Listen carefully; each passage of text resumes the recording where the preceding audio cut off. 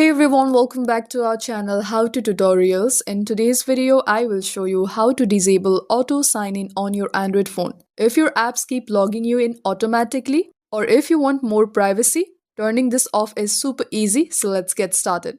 First, open Settings app, scroll down and find this option called Google and tap on it. Now tap on All Services button. Scroll down until you see this autofill and password section and tap on autofill with Google. Now scroll down and go to Google Password Manager. Tap on the settings icon at the bottom right. Look for auto sign in and switch the toggle off. Now your phone will no longer sign you in automatically to apps or websites using your saved passwords. Instead, you will see a prompt asking if you want to fill in your saved credentials. If you want even more privacy, turn off this offer to save passwords. This stops your phone from asking to save new passwords. And that's how you disable auto sign in on your Android device.